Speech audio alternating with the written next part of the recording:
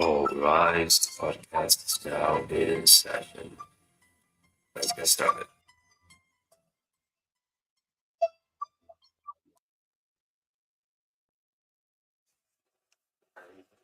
I think we're live. Are we live? I think so.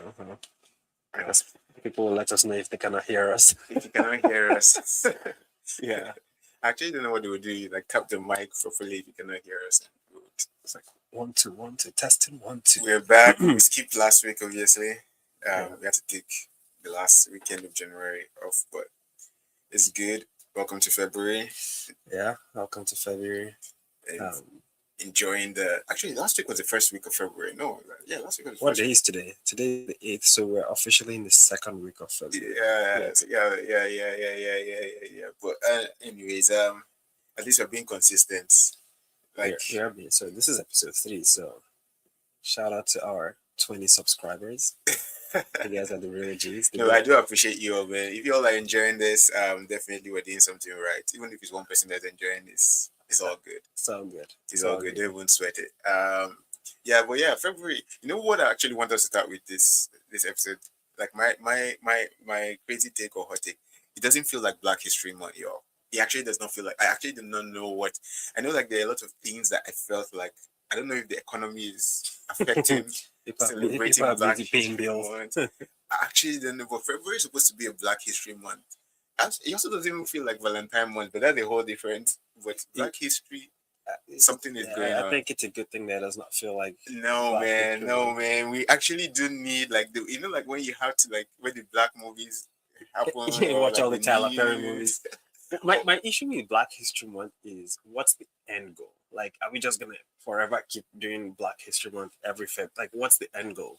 Hey, it's history, man. You have to put history in the forefront. You have to remember. Like for me, like what I do appreciate that what I remember about Black History Month was just like the activities of bringing a lot of people together. And just for me, I know like in the States they probably have like a Juneteenth where they do other things, but at work they're like you feel like okay, you have like the cool things, you have the cool events, you have the cool programming. Let me tell you, COVID Black History Month was the hype Black History Month. Like, yeah, because it wasn't that when George Floyd happened. yeah, but I'm just saying like yeah, maybe that it carried a lot of weight, but it felt like companies were behind. Oh, yeah, everybody was posting the black squares and no, but everybody was like even in your office, if you felt like as a black employee, like it was a month for you to be like. Nah, I don't want to feel that way. Oh man, like not necessarily. It just felt celebratory. The reason I was thinking about it when I first came to Canada 2010. I never knew there was a Black History Month. I don't know if you felt like there was a Black I was like, History. what is this? What is like, going on? Throughout Why is everybody looking throughout at me? like my first, second, maybe third year, I remember like the Black Leadership Student Association. So like that maybe it's because I was not really part of most of the club associations. But I think my last 2 years in school, I started feeling maybe Black History is a recent thing. It's Black History Month a recent addition to. I don't think so. I'm pretty sure it's been a while, but like it didn't feel like there was Black History Month till for me specifically as and someone that like immigrated to this side of the world. It just felt like 2020 was like when Black History Month was like a thing, like all the tech companies. Like my first 2 jobs, they didn't do no Black History. They didn't even have ARGs, but like ARGs were putting out a thing too. So like Black History Month, like being like celebrated in offices and ARGs and stuff. This month it just feels like everybody has taken it back. I don't know if there was a memo that got. Did you send out a memo that everybody should stop celebrating? There are bills to be paid. In this economy, I don't know that. There are still some Black History Month celebrations going on. Hey man, bring Justin Trudeau back, man. Hello. He gave us all the money to celebrate Black History Month, man. Justin Trudeau. Anyway, see, my issue is I'm trying to understand what's the end goal. Is it something that we're just gonna indefinitely continue celebrating? And I get the idea of never forgetting something, right? If you forget history, you're bound to repeat it. I don't know. I don't like sticking out every February. Like, okay, well, let's celebrate it. Like, okay, maybe the naming of a called Black History maybe always carries connotations that we should be celebrating ourselves instead of like just always trying to bring. But still, like it just felt like a month. Like we get a whole month. Obviously, you share the same month with Valentine's. You share the same month with what else? You share the same month with like a lot of other things happen throughout the month that you share with, but. Like, yeah, there's Family Day. There's Family Day. In the U.S., there's President's Day. There's Super Bowl. Yeah. Oh, shout out to everyone that's watching Super Bowl right now, man. None of my team got in, but either ways, it's supposed to be a Black History Month. The Super Bowl is low key. No. Like we need to bring it back. Like maybe we need to talk to Mark Carney. Like this interview, CBC, please asking like, is he doing anything like funding for black activities, companies, students, schools, scholarships, entrepreneurs? Like do something to just like commemorate. I have a thought about about this. You know how not necessarily you, but like growing up, like when there's kids and then preteens and they become teenagers, as time progresses from as a kid, you just adore your parents. They're Superman and Superwoman. They can do everything for you. And they start getting old and they start to see them as some sort of inhibitor to fun and enjoyment. And you're like, you become this very ungrateful freeloader, and like you're just like, like you guys just don't want me to have fun, and then eventually you either get kicked out of the house or you move out of the house to stand on your own, and then you have to start making tough decisions. You start realizing, do I go out and party all night on Friday, or do I, whether I study for my exams or get ready for work or do meal prep? Like you start making those adult decisions, and then you start realizing that now you're the inhibitor of your fun, and you're so much more like your parents than you ever realized. The point is, Canada has gotten to that point, and Mark Carney has little time for Black History Month. We need to make tough decisions. Like, who are we making global trade agreements with? For me, if they did not splurge, if it didn't feel like the splurge, or if it didn't feel like there was a lot of like room to celebrate in the last 3, 4, 5 years, then I probably would be okay. I was like, yeah, this is how they always do it. But like for the from 2020 to 2025, I remember Black History Month throughout, especially at work. I just remember Black History Month from my all the various places, like food, programming, just things that we just did to celebrate. From Africans to just African Americans to Black people in Canada.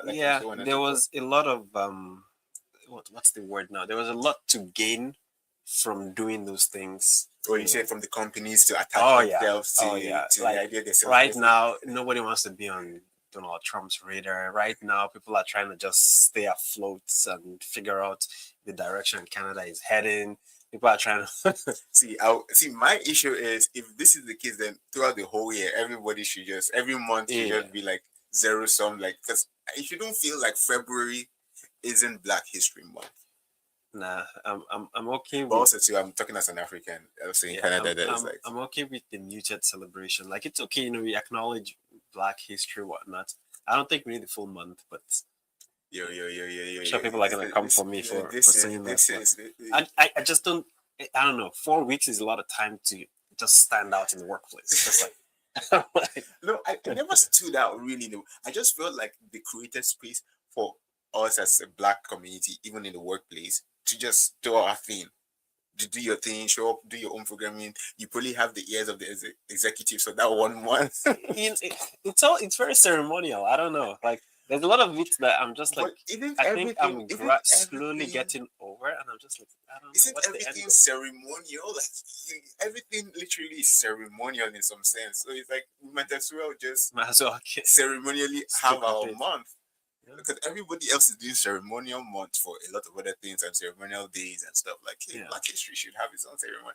And clear every programming that is sharing with, why do you have to share? Even MLK Day, you share it with President Day, Juneteenth. MLK Day is in January. So. Yeah, but it's also shared with it's not shared with the President Day. I feel like that's February. Okay, that's February. Okay, my bad. But just let's bring back the good old days, man. Like, if it means bringing Justin Trudeau back, hey, Katy Perry, just allow our guys to come back for February and just make sure that we as minority get celebrated. Yeah, I don't know. Mark Carney is making adult decisions. Maybe Black History Month did not make the cut on his priority list. Fair. But yeah, I don't know, man. I was just going to rant about that February should be Black History. And also February should be Valentine's, but maybe it's just I'm just staying at home a lot, and then I'm not seeing what's happening out there. But you all tell me, man. I might be the only one saying there are bills to be paid. There are a lot of things we're trying to do as a country that we forget Black history. Man, this is how they treat y'all, man. Later on, trust me now, then 5 years down the line, we're like, this should never have happened. Well, it's like, Yeah, there'll be a whole commission that's spun up like, to. come on, man. You can't come and talk with one Yeah. mouth and close with the other mouth. Come on, come on, come on. But yeah, Yeah, maybe we should be doing more for Black History Month. Maybe companies should maintain the same 2020 energy and all of that. But I don't know. because everybody just dried up real quick. Like once they found the excuse, yeah, we really can't. Really, like what did Marcani say? He's removing truth and reconciliation. What was the thing that he said? Why? No, he said he was doing something around. What he said he was going to remove like the I think it's Islamophobia and Oh yeah, there was stuff about hate speech. no Anti-Semitism, and then create a whole generalized platform for. Man, that's what they're doing with Black History. They're pretty just creating a generalized. Very soon to be Multicultural History Month. Come on, y'all. You know what? I'll tell people about the 2020 to 2025 Black History Month. It was Justin when they celebrated Black History real good, and there was a lot of attention. Justin knows how to celebrate Black history. Come on now, yeah, he atoned for his sin. Did he? But man, like it should feel like Black History. But anyways, I'm just ranting because I just observed it. I'm like, nobody's even saying anything. Like it's very quiet. Like, but it's all good. It's all good. But yeah, what else has been happening? A lot has been happening in Canada lately. Like there's all kinds of stories we can. I mean, one workforce adjustment is still going on. Like it's been a brutal time for the public service. And then now compound that with it. I guess they got the emails about returning to office 4 days a week. 4 days a week this summer. 4 days a week. It's crazy. It's crazy. Like, and I don't know if you remember when government used to go like, because you remember like government were the folks that never understood remote work. Oh yeah, COVID. Like it was almost because they weren't set up for remote work. They were never set up for remote work. They were supposed to, and they did all this transition to get like set up for remote work, and now all of a sudden like you turn, hey, I actually think it's to demoralize a few people to quit. Yeah, probably they're trying to drive attrition up, but it's an interesting way to go about it. Personally, I don't care either way. The one selfish reason why I care, actually maybe two things why I care. One, I think the timing is a bit off. Like there's a lot of letters being sent out for people losing their jobs, or their jobs are being affected, and then to now slap this on at the same time feels like bad timing. But two, selfishly, traffic, man. Like I go into the office four times a week. Yeah. And I know 2 years ago in September when the government started coming in 3 days a week, man, traffic just like felt like it was quadruple. Crazy. Like I have to leave my house so early. Although like I found that because I also was going downtown last week. I believe last week I was driving. I felt like there was a day that it was just clear. I think there's a day that all Mondays and Fridays. Mondays and Fridays. There was a Friday. I was like, yo, let me quickly run.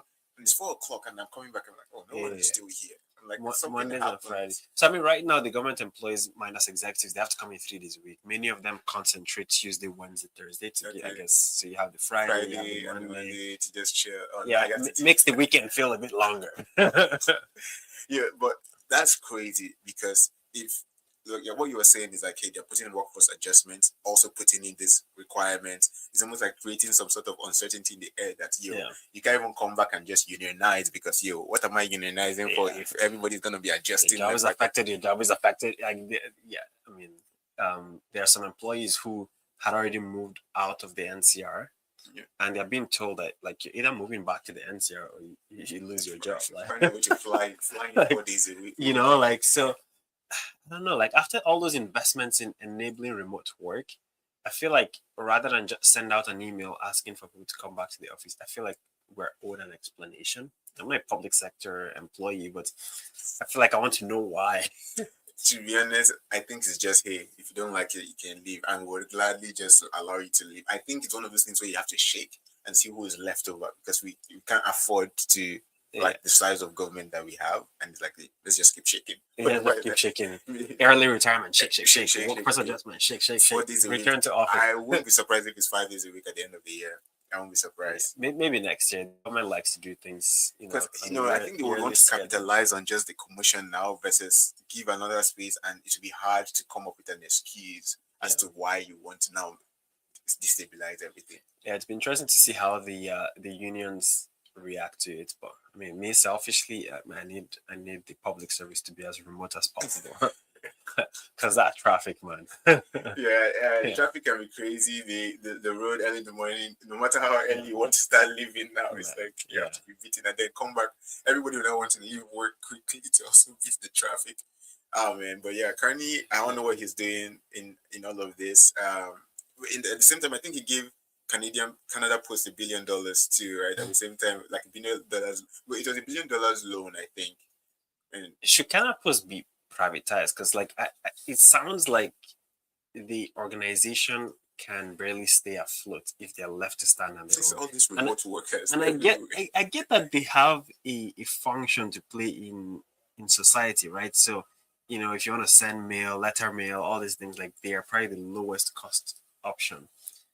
But if being the lowest cost is driving them to bankruptcy, like what then? Like $1 billion loan, they're probably gonna default on it. Like, I mean, like, what's the point of giving loan to somebody that's not generating net positive cash flow? Like, Yeah, like I actually don't know what the root cause of the problem is. Is it bad management, or is it just like, hey man, the economics have changed drastically? That, like, although we have an increasing population, but we still don't have like the ability to hire workers to send postcards, mails, left, right, and center, and they keep increasing. There's certain things Canada Post will not even do. Like, you don't drop a parcel, they will measure. But I'm like, dude, I've come all the way here, and you're like, yeah, yeah, we don't do this. I'm like, okay. And then it was like, oh, we're out close for like 2 hours. I'm like, yeah, come on, come on, come on, come yeah. on. But yeah, like I think there might be like an underlying issue. Maybe the economics of just sending and doing like logistics around mailing in I Canada. mean, there's now email. Yeah, but there's still like the idea of the postcard. There's still the idea of like Yeah, I don't personal imagine people greeting. are sending postcards at the same rate Oh as they man, used to back people in are the day. sending Yeah, they postcards. are, but like definitely like maybe a very small fraction of what it used to be back in the day. Like, I will never send a postcard. Like, think about the Don't work worry, it takes our to subscribers go will get a send. Will send postcard and then if go you give us mail your the address, we'll post. Like, send postcards from us. Like, hey, like just send a text message or an email. So I don't know, something, WhatsApp, Signal, like anything. Like, wow. But true. Maybe not just the podcast era, but maybe like there's something. It's the same way like Hudson Bay also was a very huge staple, and all of a sudden there was something on the line about how the economics of like brick and mortar brick and stores. mortar and shopping and just the large malls. Like, these I feel are like all. that's a different. That's more of probably similar to like BlackBerry, for example, where they had a product that people still need till today, but somehow, He fumbled the bag, yeah, AJ. Yeah, so but again, Carney gave them $1 billion. I'm like, oh, if we have $1 billion to be loaning around, then maybe to I don't know what organizations we're with doing. the net negative cash flow. Yeah, I don't know if like we really is what is going on. But again, thinking about all the things he's doing with money, was it the grocery benefit that just kicked in while we were out? Where Wasn't that always there? no, I think he increased it or he reduced it or something like CB the parliamentary budget officer was saying like it cost the government like $12 billion.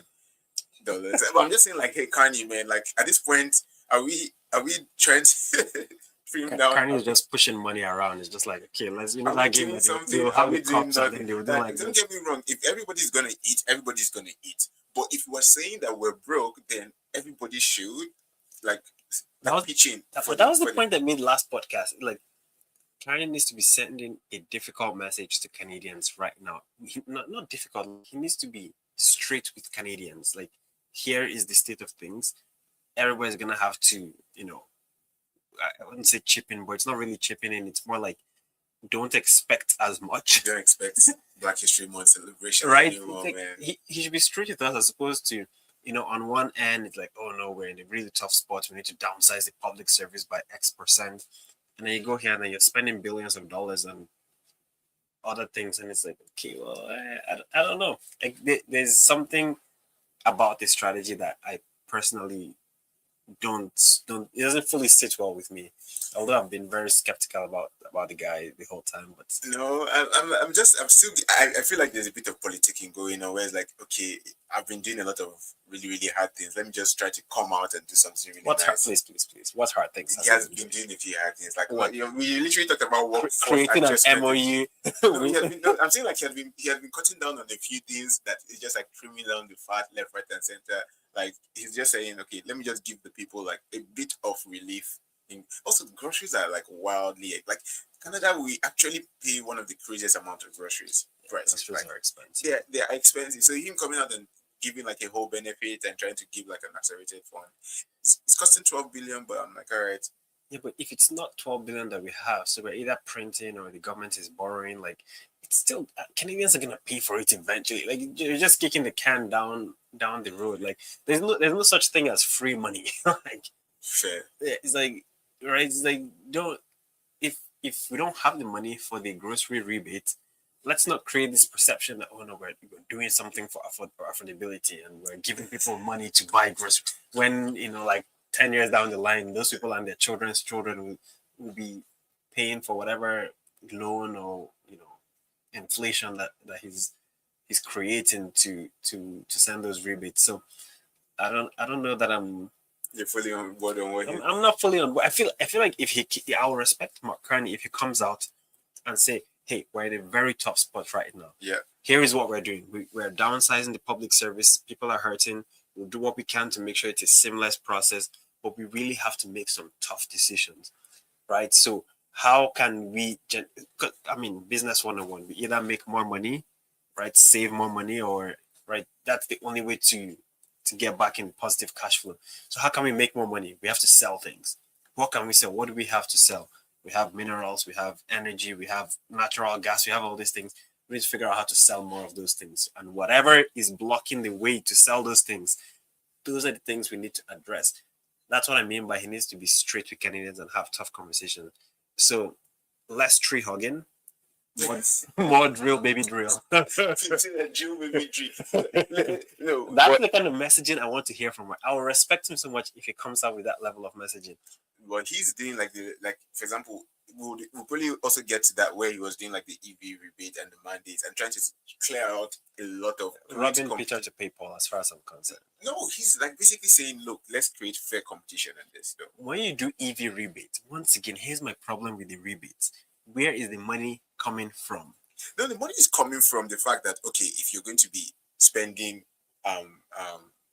what 30,000, 40,000 on EVs already, okay, you work with the car manufacturers, the dealerships at the back end on a way to basically say, hey, we're going to be cutting down the price and then increase the number of EV users versus gasoline users. But that's not solving any problem. No, you're solving problems that if you're cash flow. No, you're solving like problems on like climate, for example. I mean, and then Stephen Gibo will not be happy even though like this doesn't go far enough. But at least you're creating a world where people are saying the alternative option can be affordable. But it's not the fact that a rebate exists. But that it's not. But my point is like we already do the same thing for a lot of other, even in the oil industry. We do rebates for oil industry. Here's what I'm saying. I'm not against incentivizing people to buy EVs to benefit the environment, but let's figure out less money printing ways to do that incentivizing. Because guess what happens? You put out a rebate of 5,000 or 7,500. Car manufacturers are just going to play with prices to maximize their there's no beating around the bush. Like businesses will do what businesses do. Yeah. So the government cannot keep creating these inflationary policies that like, Tesla are just like, oh, okay, to qualify for the rebate, where do we have to price? Okay, we need to price here. Done. Okay, that's not a real like the rebate is just driving prices up then. But like EVs prices have been crashing. I don't think we do like EVs need rebate at this point because the prices have been dropping left, right, and center. At this point, in fact, you should just allow them to say, "Hey, go buy EVs," by just removing the mandate. That was maybe the mandate was actually inflating the price. Low key. In a way. And now EV prices are like all left, right, and then people are also scared that like Chinese EVs are coming into the markets, which will probably drive the prices down even more. That's the kind of price driving down I want to see. More competition, less rebates.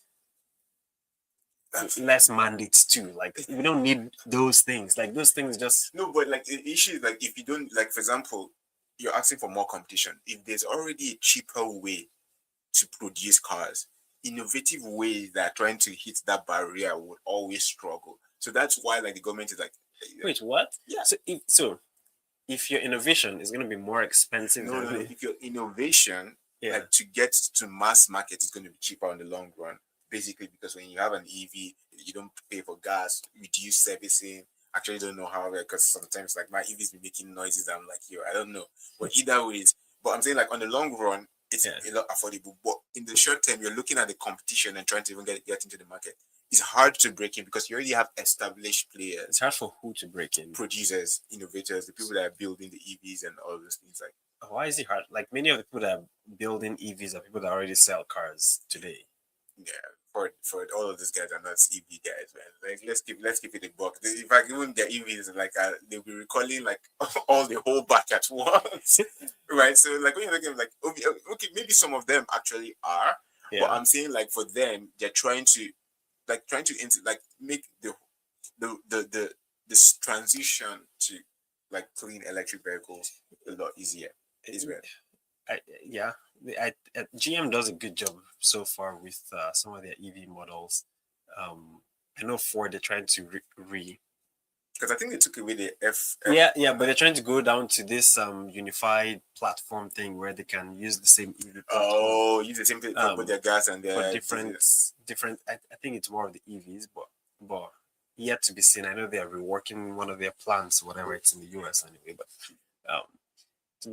I'm hearing that there might be some Chinese EVs being made in Canada. Yeah, so that's another thing I was saying. Like McCartney's like again, like even though like today I'm like, okay, McCartney, what are you all about, low key? But like I can see what he's doing, and do you know the funny thing? Everyone in the world is also seeing what he's doing. Like what he's saying. Okay, either whether what he's saying and what like there'll be phone calls being made to McCartney is like, hey, would you be able to help facilitate the entrance of this competitive like industry producer manufacturer? So like the Chinese people is even saying, yo, okay, can you call McCartney, see how easy it is to produce those vehicles in, let's say, Ontario? Maybe Doug Ford will be happy once and for all, because Doug Ford like one day he's happy, another day he's making noise and so on and so forth. If they start making those EVs in Canada, like as much as the jobs come here, I don't know that the prices will go down. Well, I mean, you have to pick your. This goes back to the whole adulting thing. Like you have to pick your battles. Like which one are you gonna work on today? What's gonna be your focus? Do you prioritize jobs in Ontario in the auto industry, or do you prioritize driving down the prices of EV so it's more affordable for more Canadian? Like you have to make those adulting decisions now that Canada is. We've been kicked out of the house. No, we're not been kicked out. We're starting a new world order. How about that? We've been kicked out of the house. We're not kicked out. Like it's still Kuzma that's when I say kicked out, but it's like we left voluntarily. So yeah, we left to go form a new world order of similar countries that can participate. We left to see if we can be adults, and if as a country we can defend all our three coasts that we always talk about. No, but again, like another reason, like again, you're saying that McCartney is not doing. He's the prime minister. Doing is not necessarily in his job description. Enabling is what I love about what he's doing. Nah, the buck stops with him. That's like saying like CEOs don't do their enable. CEOs like, don't okay, do. yeah, Come but on, the buck like, stops with them. when was the last time you said the CEO of McDonald's flipping burgers? Like, they don't do. If McDonald's stock price tanks 50% in 6 months, that CEO is out of the door. The CEO is out of the door. Because he didn't enable growth. He's not enabling. Yes, but I'm saying McCartney, for example, it's what he's saying. You just talk about China thinking about manufacturing. Talking about South Korea thinking about our submarines. Thinking about like action. This is in action. This is in a year. This is in a year. We've gotten like one large like country. We've not gotten anything. No, we've spoken about. See, give this guy more than like another few months and you start to see how many months. No, I'm saying like in a year he has been able to change the perception of what Canada is. Like you're speaking like a politician. No, this like again, like perception carries weight. Think about that's one of the reasons Pierre struggles. right now he's struggling because of perception. Because of perception. But like once again, it's like, yes, there's the perception and the optics and the politics of all these things, but there's also the people who are in their houses trying to figure out how they're going to, okay, my car broke down, I need to get a new car. Like, where's the money going to come from? Oh, by the way, your job has been affected in the government, so you don't have a job in the next however many months they give them. Right? And then the job market is something that, although like no, but then unemployment rate came out, it was pretty good. I don't trust those numbers. And then maybe they were a developer, and then they're like, oh, maybe I should try the private sector. But like, yeah, private sector is not hiring because AI is doing all the development work now. So yeah, but that's not a Marcani. Marcani is trying to do the macro. The box stops with Marcani, please. Marcani needs to solve all of our problems for us. No, he can't. Like the thing is, like he's not even going to be able to solve everybody's problem, but he's going to solve some fundamental issues that have been plaguing Canada for the past 10 years. Yes. Right? Like, so him saying like, okay, when I'm coming here, why are we spending billions of dollars on a workforce and just making the whole Canada pay for government to do nothing but administrate? So, see, I'm all for small government, trust me. Like, I know I said Marcani should solve all our problems. I think the government should get out of the way for the most part. But there are some things that the federal government specifically is responsible for.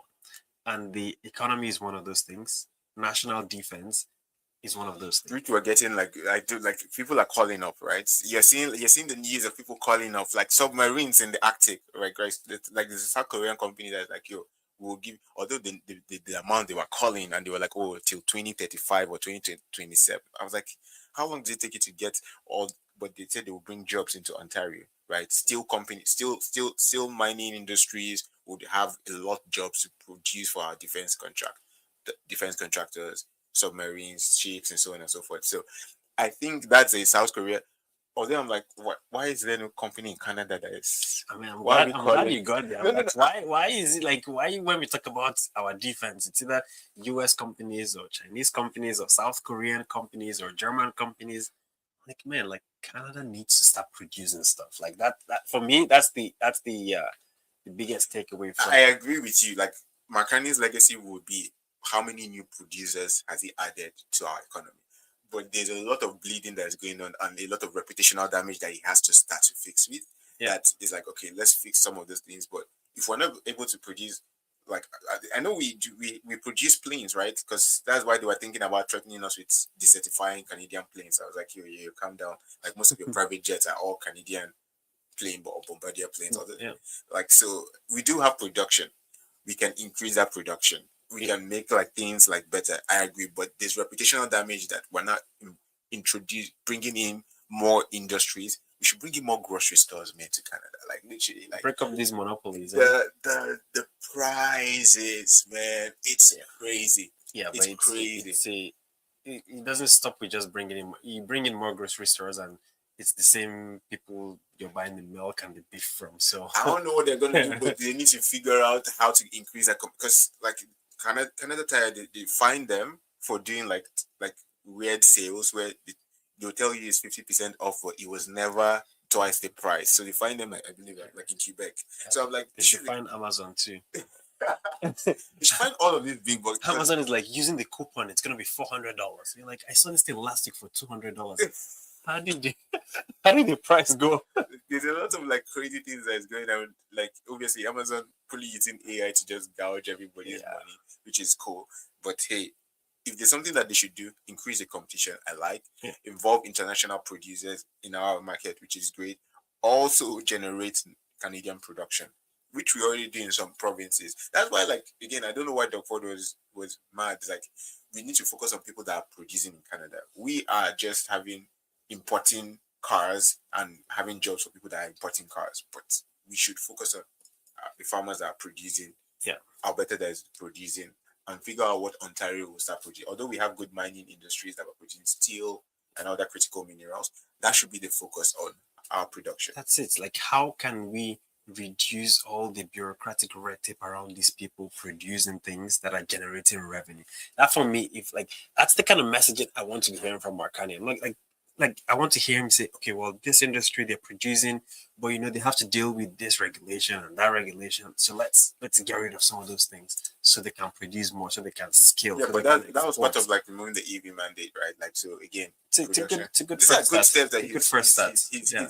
he's simplifying that production for. Although I don't know like what that, like, again, you said like there's a bit of shuffling that went on there, Yeah. but still like he's signaling that I'm willing to remove certain things that are preventing and hindering production.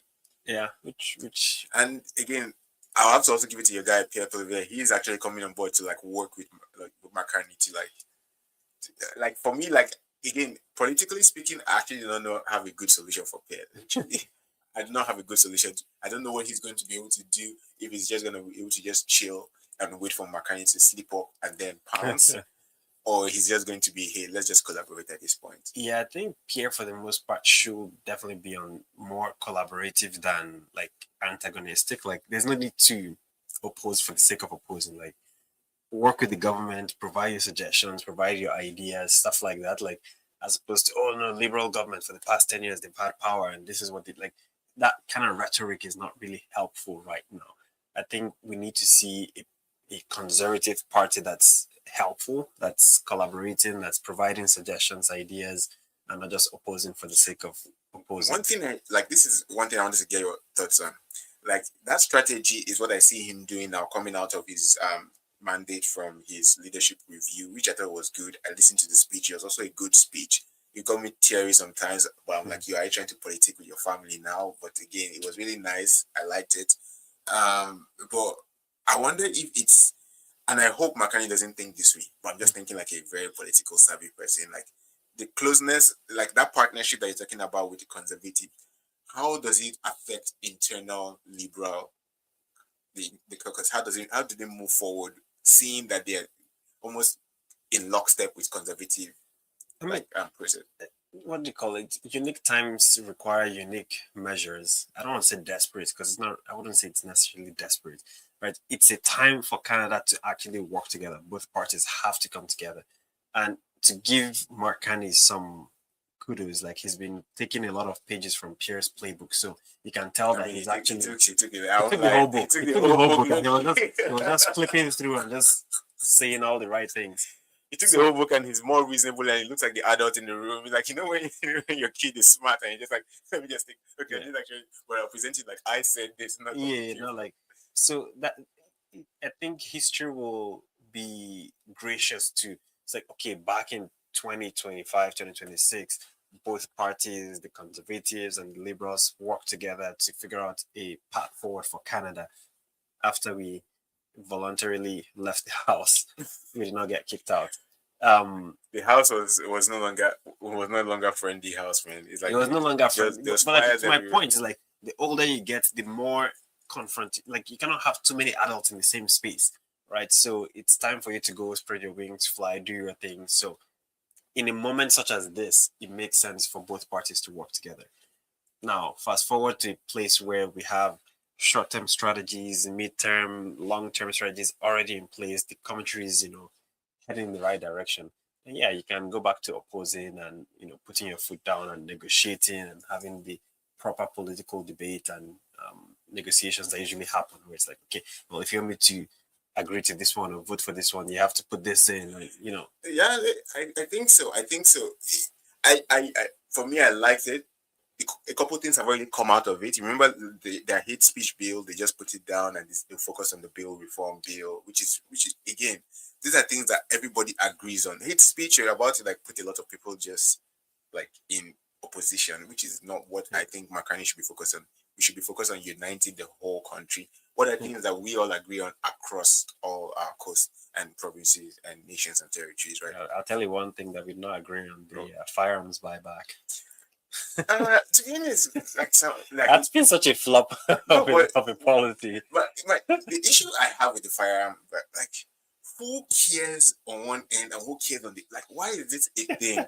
Like, do you know what I mean? Like, why are we fighting against the firearm buyback and why are we proposing? Like, both of it was such an unnecessary, like, I mean, I wouldn't say unnecessary. It's not gun violence is always like something to have front of mind.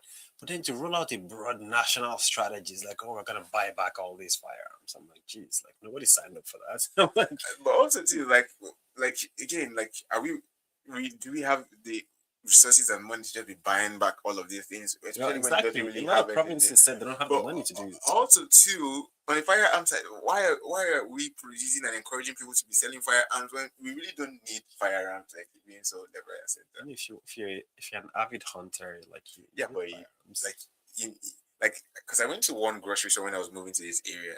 Actually, it was not. It was a U-Haul, and I was shook for the first time I saw guns. Like being, I was like on the rural areas. I'm like, all right. I never knew Canada, like, because you go to America, you go to a Walmart, you see guns everywhere. Yeah. Like Convenience store guns. But yeah, like it's literally not. It's unusual. It's Yeah. unusual. It's not something to create a national strategy. It's also not something to create a protest. Like it's just like like these are things that hey, maybe we should create the ability for people to just voluntarily. Hey, if you ever want to give up your firearms and do this, it's here, but we're not going to.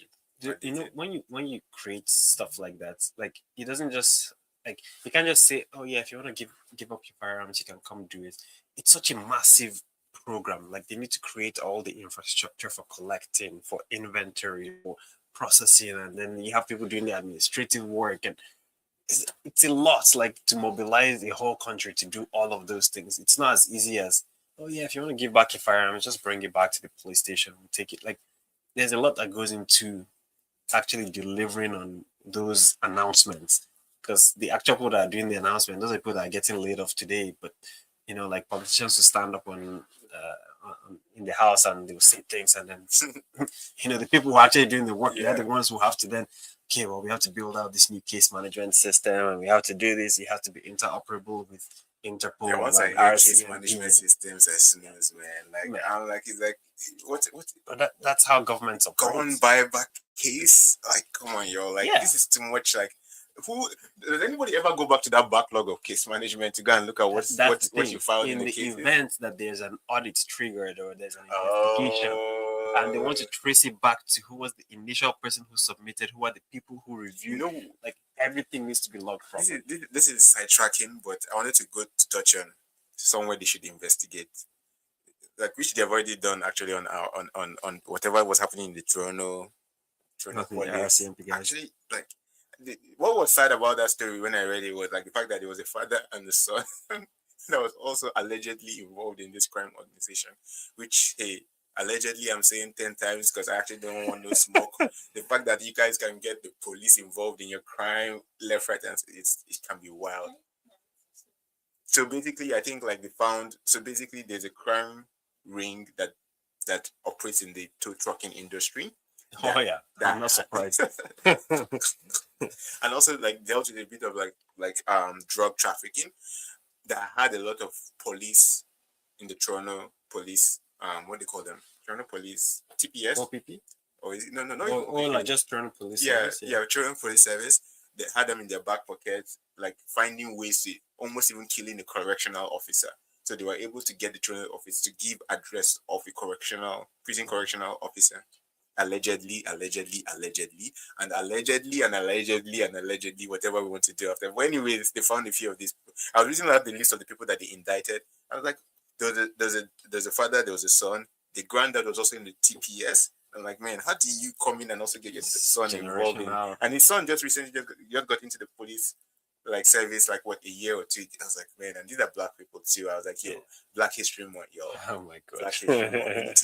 We need to be excellent level. But again, that investigation, I'm not sure how it came about that they were able to investigate themselves, which is a huge kudos. Like, hey, whenever the cops are able to investigate themselves, hey, you have to give them, because to investigate anybody like that is like, it's like always the unspoken rule. Like you can't snitch on your fellow cop.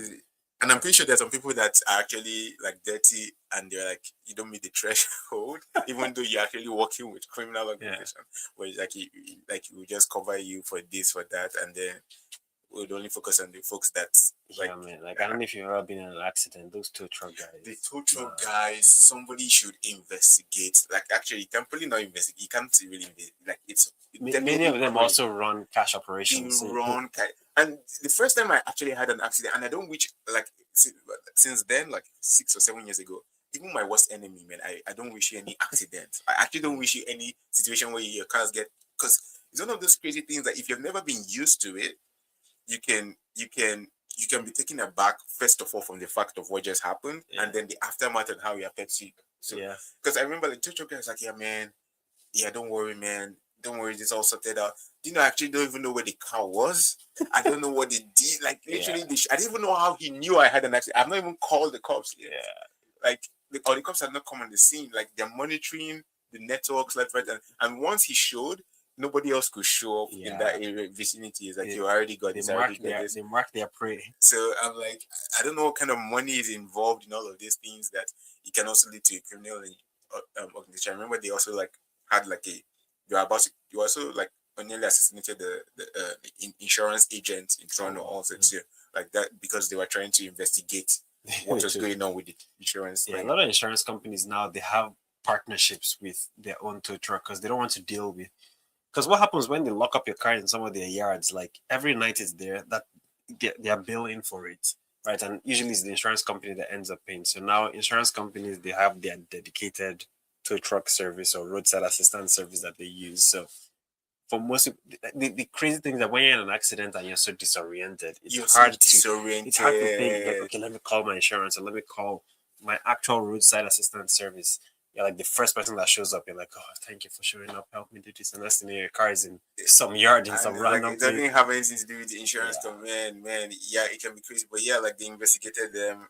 Looks like it's going to go to trial. Allegedly, I don't know what's going on there, but please, like, hopefully Doug Ford also knows what is going on. Doug Ford, man. Because I'm pretty sure these are the TPS and Doug Ford. Doug Ford does not like investigations, I'll tell you that much.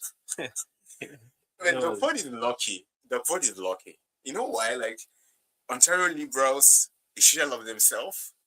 NDP, which I'll give a huge like applause to, like the NDP leader, able to also survive all the Doug Ford political tactics of early election, trying to reduce it, but she doesn't lose and give up seat. Unfortunately, obviously, the number 2 has now gone to Liberals, which again, Ontario is just like Doug Ford should just go and be giving like Thanksgiving, like he probably never knew, with all the unpopularity.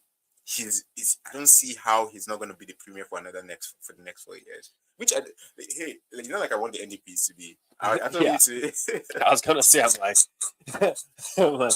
as much as I don't like Doug Ford, like I definitely not want to see NDP in power in Ontario. Like, but I remember the Liberals were bad, man. I really liked like when we moved to Ontario. I don't know how Caitlin, like the last premier of Ontario, who was Ontario Liberal. I don't know how she fumbled it. Like, it was just a very, like, Ontario is a very, very not necessarily simple, but a very straightforward province to figure out and run and just keep doing the right thing every time. But she fumbled it, lost literally, like, since she left the Liberal Party. Clean sweep. They have not been able to even hold a leader. They have not been able to have good party status in the province. But you have to salute the NDP. They are actually more of the big people in the room than Ontario big people. No, like I'm forgetting her name. Styles, I believe. She's NDP leader, right? Martha Styles or Martha Styles. I forgot him. Like on Ontario NDP, she's like the way Doug Ford holds the Conservative Party, she holds that NDP. Like she's not losing no seats. But I don't know how she lost her number 2 to Carney. Again, you have to, like, Liberals are doing something on the federal level that is reasonable. Yeah.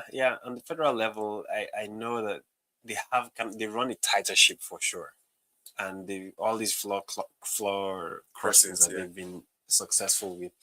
It's fine. Like in my opinion, like that's less of my worry. I know, like, other parties have to step it up to make sure they have their people in check, but I don't know. It's not much of a priority for me. For me, I just want to see Canada live up to the potential of what we can live up to. Like, we cannot have all of this land and all of these resources, and then, like, it's so frustrating sometimes when you think about it. Like, how can you have so much and yet not have the same status of people who have a fraction of what you have? Like, it's mind-boggling sometimes. But it'll be interesting to see how how all of this plays out over the next. Let's keep more kind of 6 months. How about Let's give it 6 months. Let's put 6 months. Let's put a timeline on it. No worries, no worries. All right, let's see. What do we have next? We can switch gears. I know there was the topic about friendships and was it friendships? So there was one about even divorce and breakups and stuff like that. Yeah. Like making friends in your 30s, or yeah, making friends in your 30s. There's been a lot of books written about that. For some reason, I'm like, how hard is it to make friends in your 30s? I don't know. Like, I don't think it's. Let's actually just have the friends that I've had since I was 20. Like, literally, look, I don't have no new friends. Well, why do you need new friends? Why do I need new friends? Yeah. I mean, like, expand your circle. Yeah, you can network and have new acquaintances and new colleagues. And but I mean, if you don't, let's say all your friends from your 20s have left the city, have moved out, that kind of thing. I mean, we're fortunate and lucky that we, like, some of our friends. How do you get caught off guard by so you want to be moving out? It's like all of them just left immediately. No, like it's slowly, like maybe like you have a good job, maybe they go find other jobs in different parts of all of them at the same time. Like maybe you had a small like I only have like a few friends. Like some of my friends have moved to like Toronto, maybe like family Edmonton and like back and forth, but still like if a good chunk of them are in Ottawa, right? So it's easier like that. But I'm just thinking like if over time I'm in my 40s and everybody has actually left and it's just me, it's like, yo, do I actually go and find which of them I should go and fly to? Yeah. Or what if you just like never had friends? What if you never had friends? Okay, that's a different question. And it's less about being in your 30s. It's more about you just not having either the desire or the skill from a young age to make friends. But like it's one of those things where you have to go to the underlying why. Why was that the case back then? Like I don't know that there's a silver bullet now in your 30s to then start making friends. What I know about, like, I've read some of those books. I don't know why, but I do have friends, I promise. Yeah. Maybe they're polyverse friends also, like your circles. My circle, we're all rolling together. Allegedly. Allegedly, let's put it that way. We should bring him to the podcast if you ever. I'll give Pierre a call. Send me a quick text. But like in your 30s, that's hopefully you're in a stage in your career that you're really driving full gear ahead. Many of the people you interact with on a daily basis are your colleagues, I guess, and that's one opportunity to make friends. If you're a person of faith, you go to church or a mosque or whatever, like hopefully you can make friends there. So the thing about friendship though is, so there's the saying, he who wants friends must show himself friendly. Right. So it's like it's less about what people bring, and you just have to have more of that disposition of serving and just giving of yourself. And that's how you can expand your network and build stronger connections than, like I know nowadays everybody wants to swipe right, swipe left. Right. It just doesn't work. You cannot have a level of depth with that kind of behavior. So I find in a place of service, you can expand your network, your connections, your friends. Hopefully, I don't think I struggle to have friends. I think I have the opposite problem. You have too many friends. I don't think I've struggled to have I've like one thing I've been intentional about this year is trying to find like people like 5-10 years ahead of me, just in general in life, in places, and just have like that kind of friendship with on a older level. I have older friends is what I've been thinking about. But yeah, like for me, I like to say like most of my friends we grew up together. I like to just keep it that way. I don't know, like everything else is just more like really, really like I'm getting to know you, and then we're also building like a different type of relationship. But like friends in my circle, like that we all grew up together, and then also trying to find friends like I had. But yeah, Instagram friends, I don't know. Like actually just go back to Instagram low-key too. And I don't know how you do it, man. Man, like I got back, someone should come and give me a tutorial on how to use this app. Like my wife always laughs at me. It's like I'm like, I didn't even know now you can retweet on Instagram. Wait, what? you can repost. I guess you can repost on Instagram. You can. I feel like iPhone users always had that one though. I don't know, man. Like sometimes you go to stories now. Like on Instagram, like. Oh yeah, it used to be a third-party app. Yeah, Post app. Yeah. Insta post or something Yeah, like there that. was a third party app that Yeah. people Yo, used man, to. you're like But like me, I'm like decades OG old, man. OG Instagram. Like I haven't used social media since like You're 2017. decades old. See the icon of people that repost. You can see Yeah. the icon of the people that are See, it's kind of reposting. like a Even on bit. stories, you can see certain comments that just I'm like, what's going on here? Back in the day, stories used to be just simple. Like, yeah, they made this whole addictive social media thing a science. They should ban it for people that are like what? Okay, they shouldn't. They should be very careful. There should be like some interesting laws around social media and addiction. The reason I say that is I'm very prone to a lot of addictive stuff. So whenever I see, I think that's how addictions work in general. everybody's prone, but I will never really download TikTok on my phone because like they got that sweet science of picking up your 24 hours down on lock. You can literally wake up and sleep back and you forgot your food, your work, all on scrolling, right? So there's something about that on social media that like countries are now going into figuring out, hey, maybe this thing should not be allowed for anyone to just have access to. We should think about how we're regulating it. We should think about how we're doing. Like, it's probably impeding how people make friends. Actually, if you think about it, yeah, most likely impeding because like the real world and the meta world, two different things. There's no depth online in like, oh, you guys are like everything this person posts you like or you like. That's not friendship. That's just and then you now put AI on top of this, man. Like goodness, I don't know what's gonna be happening. I feel like what the old uncles that were I feel like a boomer. It's been 9 years since I was on social media. Yo, like I just took 2 years off, and the way it changed. Like previously, I was telling someone like previously I locked it down to only see people I followed on my feed. Now like things I don't even know I needed in my life just show up. Sure. And then I'm like, why is this so cool? Why is the Whitney Houston drum challenge like? But anyways, yeah, that's something that I was gonna just rant about when talking about friendship. Like, yeah, social media can be a drag. Yeah, social media is definitely not helping with making friends.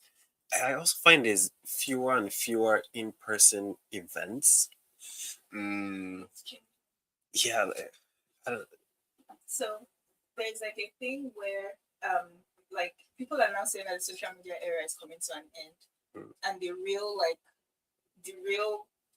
I guess like points of luxury or status is if you get invited to in person. And then so back to the bourgeoisie.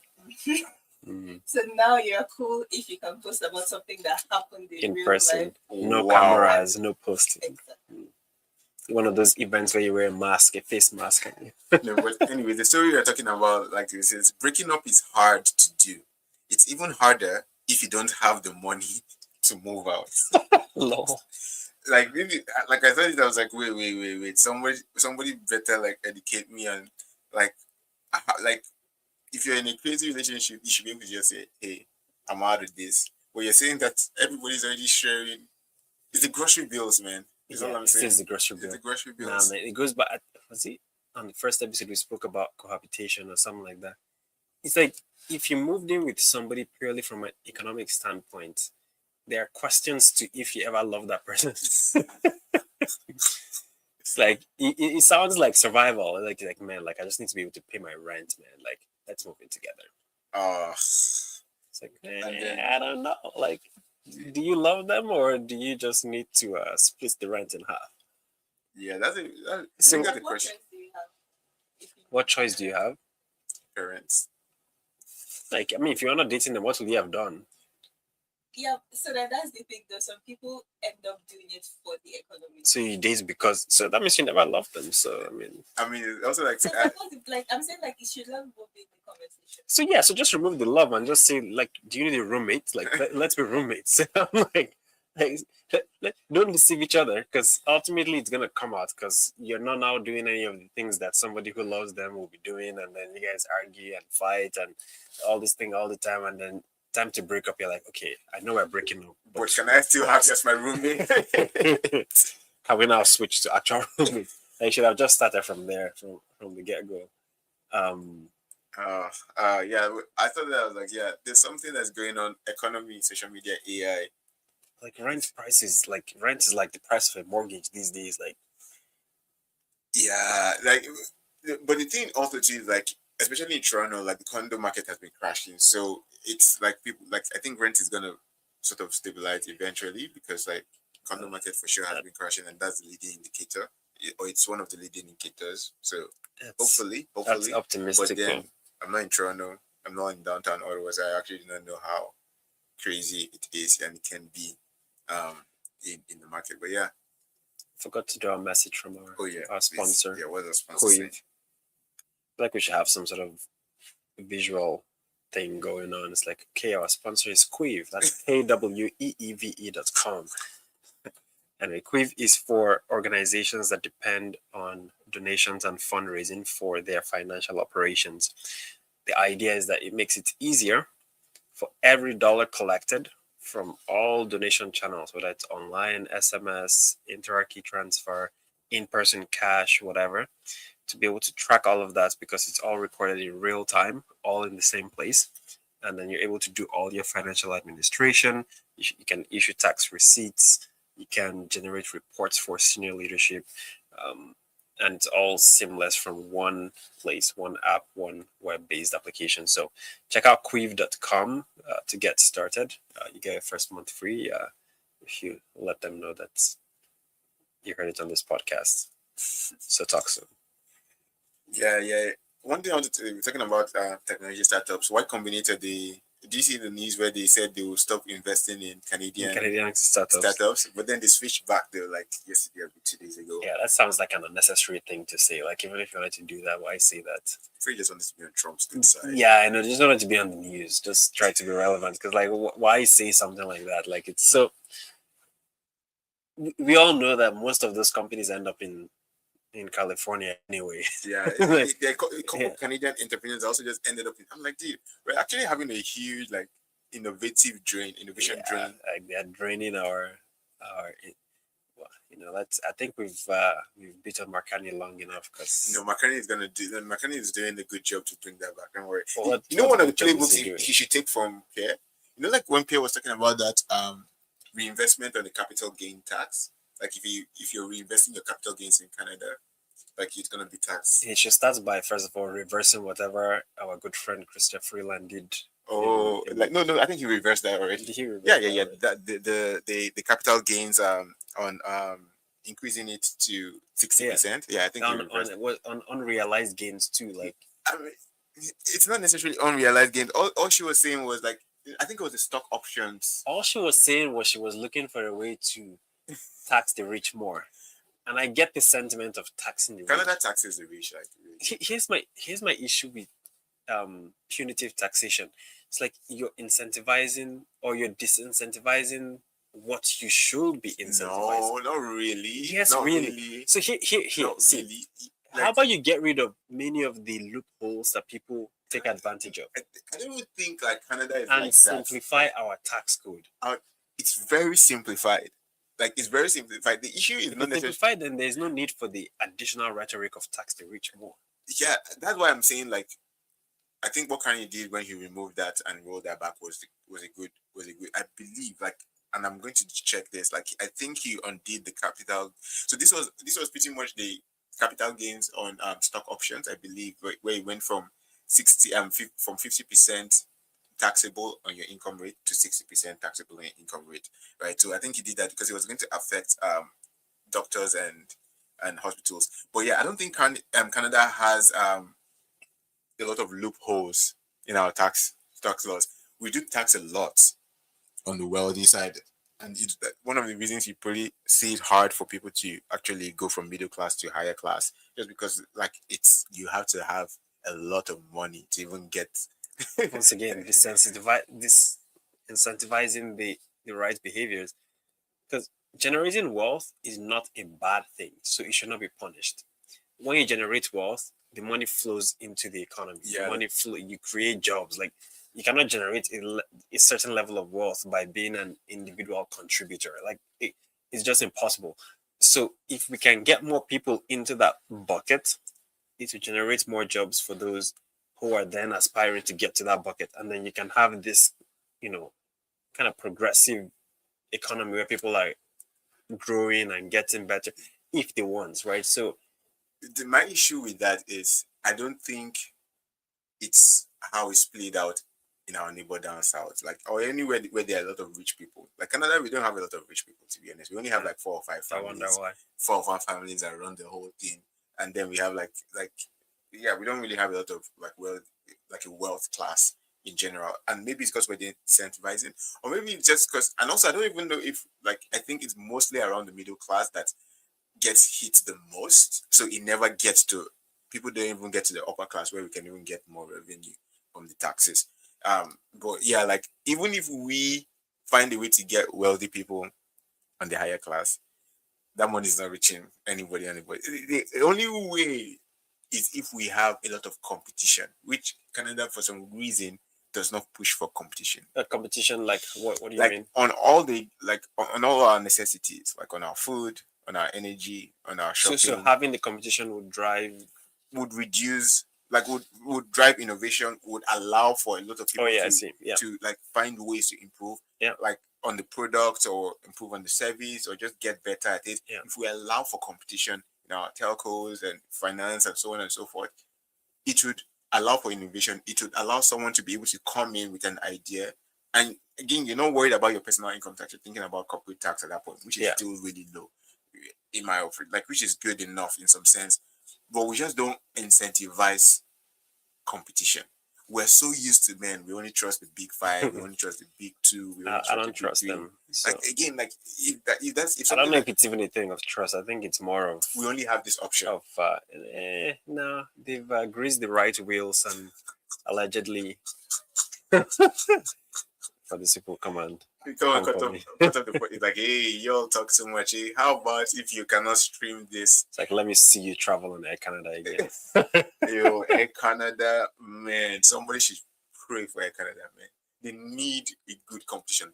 Porter Airlines trying, but they need. Although one thing I would say is like my last flight, they had like local flights. I think yeah, they had free Wi-Fi, which was something that people didn't get. From a technology standpoint, recently, specifically, Air Canada has been trying to redeem their image for sure. Even like their app is a lot more useful. Oh, okay. Like for the first time I downloaded the app of an airline, I was like, okay, I can see why I'll download this. Like other in many of the other ones, they're just like I'm like, there's no need for me to have an app. Like I can just use the website. But they're trying to push some of the check-in activities to your mobile phone, like including scanning your passport, stuff like that. So I'll say they are trying from a technology standpoint. Because WestJet did that thing where they squished everybody on the seat. Oh yeah, they added an extra row or something. I'm like, gee, come on, man. Like, it's not gonna be like even OC Transport has like better. They have more space. They have more spaces than this. Like, come on, like let's figure this out. But yeah, if there's one thing Carney like if can do, just increase competition, allow people to just compete. There's all the not even just provincial barriers, but just barrier to entries in industries. Period should just be dropped down. Because like it's one of those things that can help a lot, and if we get that, then our phone bills will be cheaper, internet will be cheaper, travel will be cheaper. Like some people are telling me, like in Europe, you can just get £50 from one country to another. You can train, like gee, like that's try to go from Ontario to British Columbia, slap you with $1,000 bill, and that's on a good day. Oh my goodness! But yeah, we should get that. But anyways, what else? What else on your mind? What else is on my mind? It's been an unusually cold. Yeah, it's so cold, y'all, man. Like, what did we do? What did we do this year? Did we offend anybody? A lot of snow. Did we offend anybody? I think we even started exporting some of the cold to the rest of the world. Texas was getting snow. Cuba, some parts of Cuba were 0 degrees. Last week or a couple weeks ago. Yo, it's crazy. And also you traveled to, like, was it cold there when you traveled to? Yeah, I was in Cancun. It wasn't cold, like it was still plus 20, 22, 23 some days, but there was this wind that came in on the last couple of days of my trip that it was very windy, like it was blowing up the sand on the beach, and like just you couldn't be outside for too long. It was also a bit chilly on those days, actually, now that I think about it. But it wasn't. I was definitely grateful to be there as opposed to being -20. So yeah, man, like the cold was crazy. Even just coming out to shovel the snow sometimes, or like snowblower. I'm like, like I just pray for sun the next morning to melt everything. Yeah, but then it melts, it turns to ice because it's still, Yeah. minus 20. But shout out to whatever. my neighbor, man. My neighbor, like I like living in like a neighborhood with like friendly neighbors. Sometimes like it just like I do his snow sometimes when I start snowboarding, but he does my snow sometimes when everybody's doing snowboarding and a few other neighbors, and I'm like, man, I need new neighbors. God sent, man. God sent. Like sometimes, yeah, I'm already thinking, okay, I also need to get good gloves, like that just warm throughout the whole snow You should process. get those heated gloves I'm gonna or, get those. I'm gonna get heat those. packs or something. I'm gonna Yeah, get those, and yeah. and see. But yeah, I don't know, man. We'll see what happens this week. This week is Valentine, so we see how many people get it. If it feels like Valentine, I'll come back next time and rant because it doesn't feel like Black History Month. If we go out and it doesn't feel like a Valentine date, because I don't. Maybe I'm not going to the right malls, and my Nah, Instagram is if also you go not to any stores now, it's all chocolate. chocolate and flowers. Oh, yo! Yeah. I should tell you about my sugar story, man. I was in Toronto because I was not in the house, man. When you go on a sugar detox and in like a low Are you carb still on the diet, sugar I'm detox? still on it. I mean, this week I failed, I would say, but because I was out of town, and it's just hard when you're just out of town to actually maintain your sugar or low carb diet. Like I've been on a low carb, specifically added sugar diet, and man, like everything I ate tasted like there was something like they put. Like I went to the Thai restaurant, and I'm like, Oh yeah, they cook with sugar. dude, I'm not sure how much sugar they cooked with this Oh one. no, like they cook with sugar. Like Like I asked them for was the special. They're like, yeah, it's curry, shrimp, pineapples with rice. yeah. Every spoon I took is like a frosty cereal, man. I'm like, dude, come on, come on. Like I couldn't. Yeah. I just kept the bowl after that. I'm like, man, it's good. I took it to the hotel and I was like, yeah, I gave it out, and that's it. Yeah, well, like if you're on that kind of diet, then you're probably ordering like bowls and salads. Like Yeah, like I probably, usually good when I bet saw curry with shrimps and rice, I was like, sure, I'll just do like there. this was I didn't think I was getting sugar on that. Like even some packaging that I was like, okay, normally for my snacks I just take cashews. So at work I was like, oh yeah, in the office I saw like a cashew snack, and I was like, oh, with some coconut sprinkled on it. I was like, man, this Yeah, is once there's something sprinkled on no, it, but it's like usually if they sprinkle coconut on it, it's like okay, oh this would be cool. there's sugar. I took it, man. I'm like, wait, what is this? Turn it around. Sugar, cashew, coconut. I'm like, this is deceptive advertisement, yo. Lol. Deceptive advertisement. So everything, like, I at some point I was like, man, this is just hard to do. This is just hard to do. Like Yeah. when it comes to And like the low I carb have sugar. I have the opposite problem. If I and it's usually with like teas or stuff like that.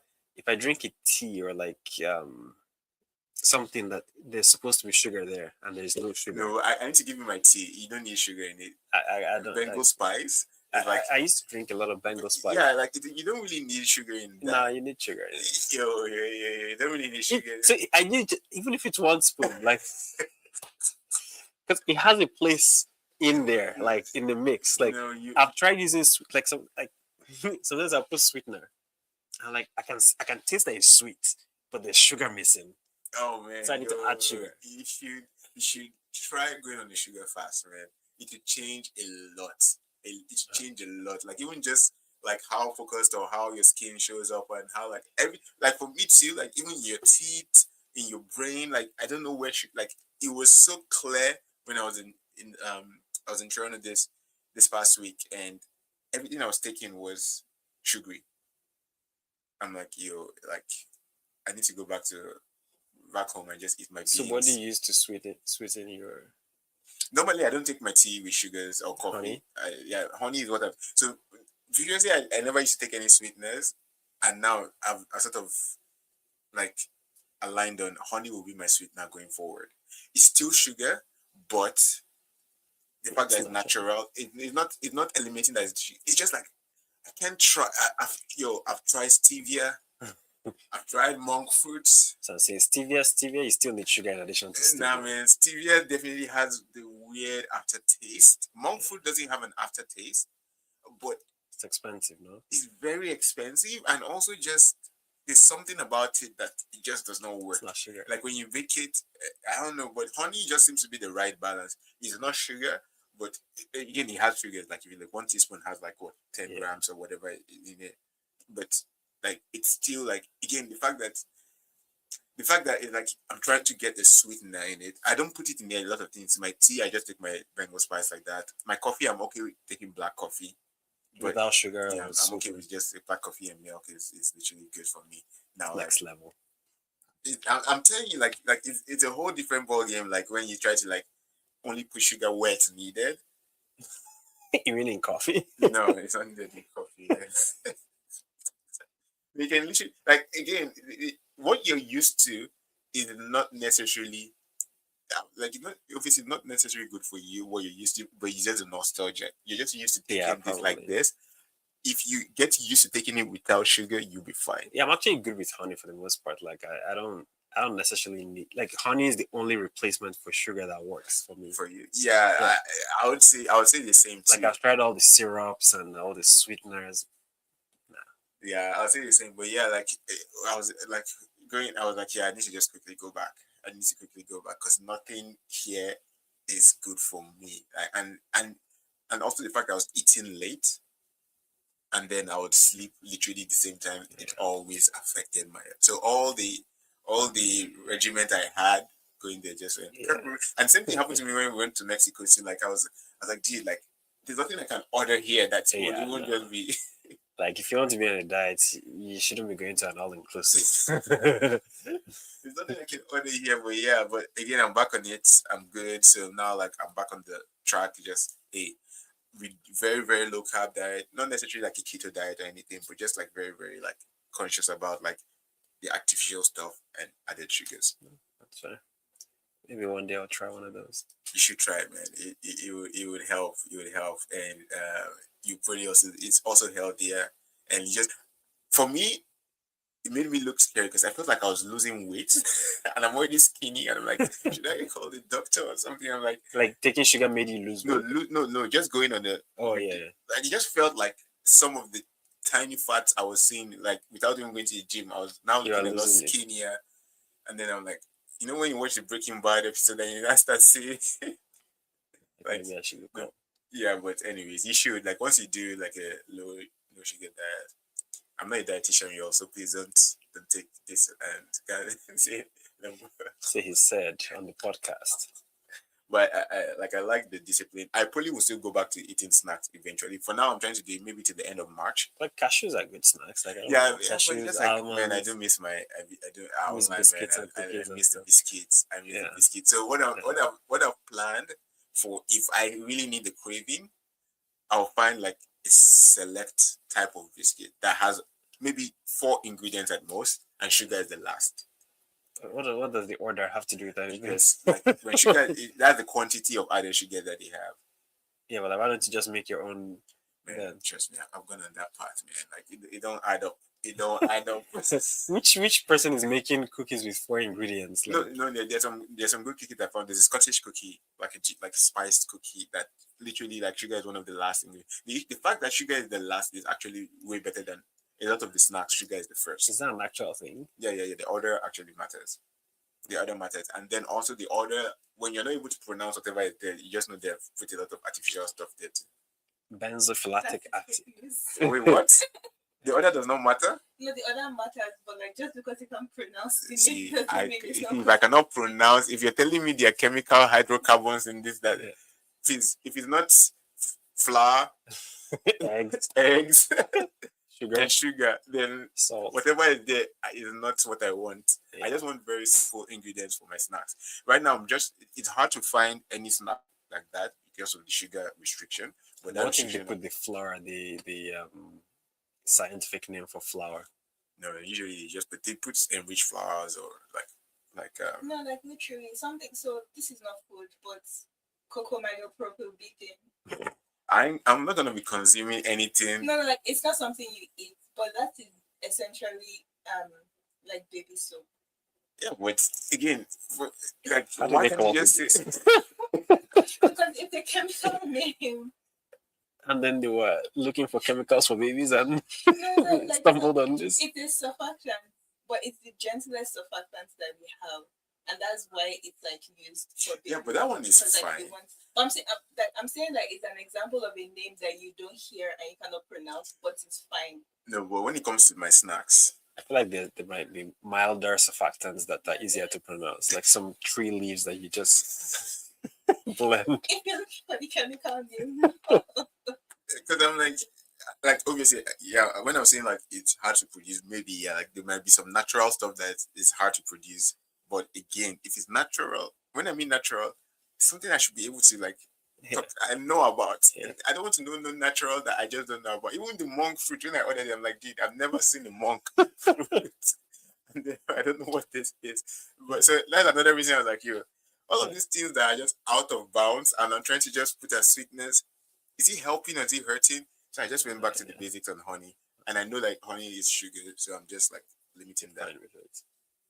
But yeah. no, we're not. There's a lot of things that All I'm saying, I'm not arguing about a lot of. I'm just saying, like my diet. If I just even want to take snacks and go back to the old good days of taking like my digestives and rich tea, which I'm probably not going to do those ones anymore. Yeah. I would make sure to go for very simple, like a handful of ingredients, sugars at the last or in the middle, and I should be able to point out what those ingredients are.